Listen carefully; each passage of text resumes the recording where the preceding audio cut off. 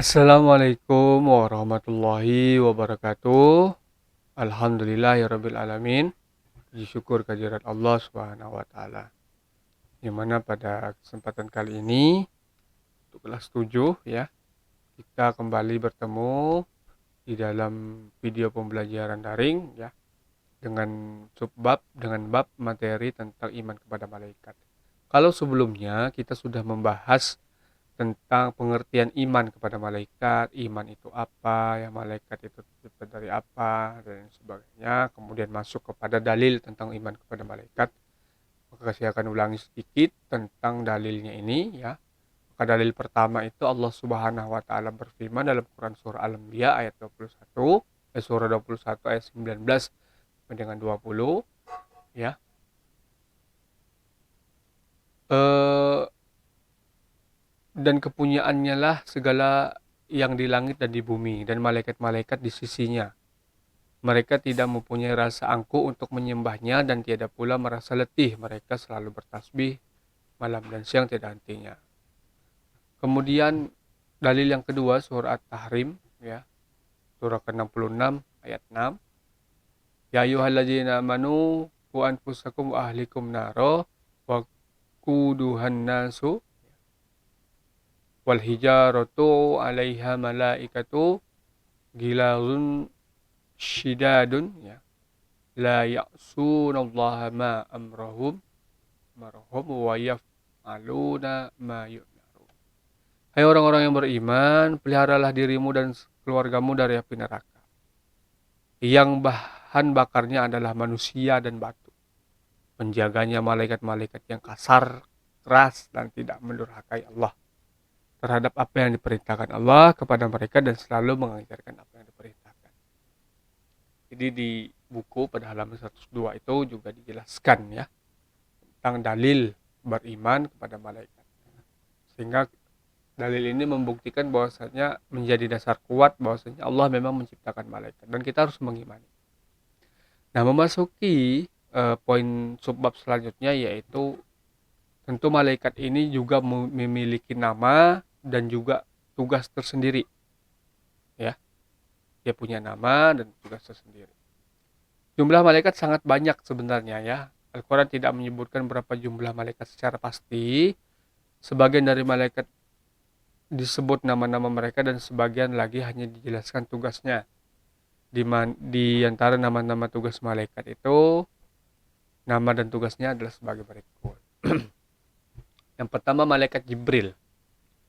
Malaikat Jibril bertugas menyampaikan wahyu Allah kepada para nabi dan rasul. Nama lain dari malaikat Jibril adalah Ruhul Qudus atau Ruh Al-Amin atau An-Namus. Ya, itu malaikat Jibril. Dia menyampaikan wahyu. Apa yang disampaikan oleh Allah dalam Al-Quran itu dulu melalui malaikat Jibril ini. Sehingga malaikat Jibril menyampaikan kepada nabi-nabi dan rasul. Dasarnya apa? Quran surah Al-Baqarah ayat 2 ya. Ayat 97 surah kedua. Kemudian malaikat Mikail. Malaikat Mikail bertugas mengatur hal-hal yang berhubungan dengan alam. Seperti menghembuskan angin, menurunkan hujan, ya, menumbuhkan tumbuh-tumbuhan yang lain, dan lain-lain sebagainya. Ya. Sehingga ada air terjun, ada air mengalir, ada air hujan, mendung, ada angin sepoi-sepoi. Ya, ini yang mengatur ini adalah malaikat Mikail. Ya, malaikat Mikail. Kemudian dasarnya adalah Quran surah Al-Baqarah ayat 98. Ya, silakan kalian baca. Kemudian malaikat Israfil. Malaikat Israfil bertugas meniup trompet sangkakala di hari kiamat dan hari kebangkitan nanti. Wah, ini malaikat Israfil ini saat ini dia belum menjalankan tugasnya ini. Kalau dia menjalankan tugasnya habislah kita. Ya, kiamat sudah. Maka dia sedang berzikir ini. Sedang berzikir menanti tugasnya. Quran surah Al-An'am ayat 73 ya, itu dasar. Kemudian malaikat Israel. Malaikat Israel bertugas mencabut nyawa manusia dan makhluk lainnya. Malaikat Israel dikenal juga dengan malaikat maut. Wah, malaikat maut ini dia yang mencabut nyawa. Kata Allah, wahai malaikat Israel, silakan cabut nyawanya si Fulan binti Fulan. Cabut. Tidak ada kata tawar menawar. Tidak bisa nanti dulu ya. Qurannya surah dasarnya adalah surah As-Sajdah ayat 11. Kemudian malaikat munkar dan nakir. Malaikat munkar dan nakir bertugas menanyai manusia yang sedang meninggal di alam kubur. Ya. Mar Rabbuka, siapa Tuhanmu? Ya, man nabiyuka, siapa nabimu? Itu malaikat munkar dan nakir ini yang bertanya. Ya. Dasarnya adalah Quran surah Ibrahim ayat 27. Kemudian malaikat Raqib Atid bertugas mencatat amal kebaikan dan keburukan manusia. Ya, pada beberapa ulama juga mengatakan di posisi kiri kanan. Berbuat buruk kita catat, berbuat baik kita catat. Mereka catat ya. Walaupun sekecil biji zarrah itu seperti biji sawit lah, ya. Sekecil apapun, perbuatan kita tetap dicatat, ya. Maka jangan sekali-kali kita berbuat buruk, maka akan dicatat. Dasarnya apa? Quran surah Qaf ayat 17 sampai 18. Kemudian malaikat Malik, ini malaikat yang ketujuh ini, malaikat Malik bertugas menjaga neraka dan memimpin para malaikat dalam menyiksakan penghuni neraka. Wah, malaikat Malik. Pukul kepalanya, pukul hancur.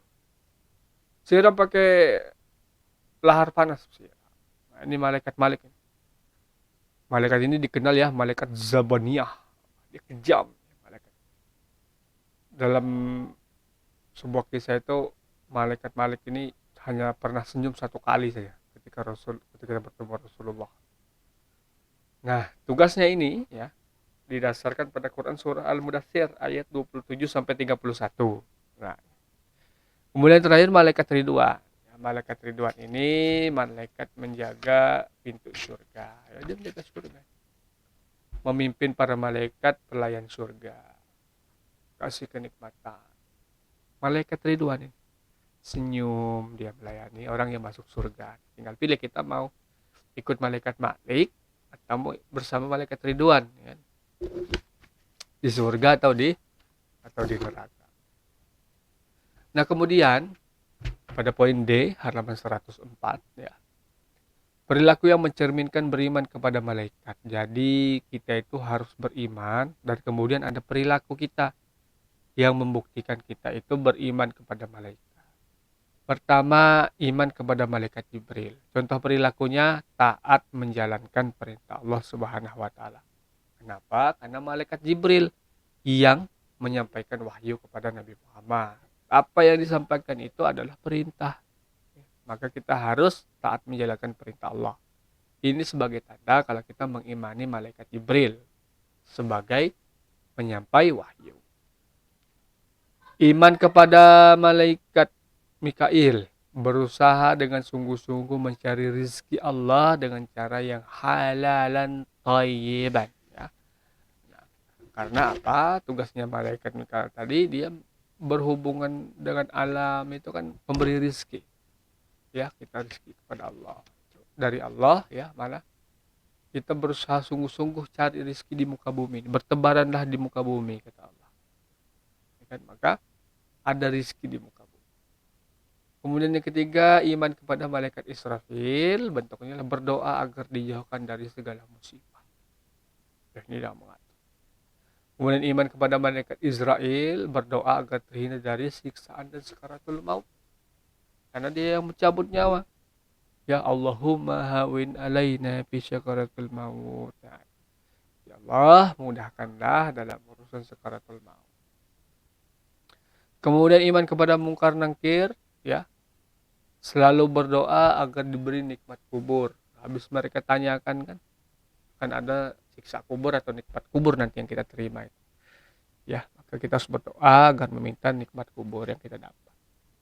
Kemudian iman kepada malaikat Raqib dan Atid. Nah, ini selalu berbuat baik dan menjauhi perbuatan buruk, itu perilakunya. Ya. dan sebagai bukti bahwa kita mengimani malaikat raqib dan atid. Kemudian iman kepada malaikat Malik, memohon kepada Allah, Allahumma ya Allah, ya hindarkanlah dari siksa api neraka. Allahumma jannatan benar. Jadi terhindar kita dari api neraka, ya memohon kita kepada Allah Subhanahu wa taala. Kemudian iman kepada malaikat Ridwan.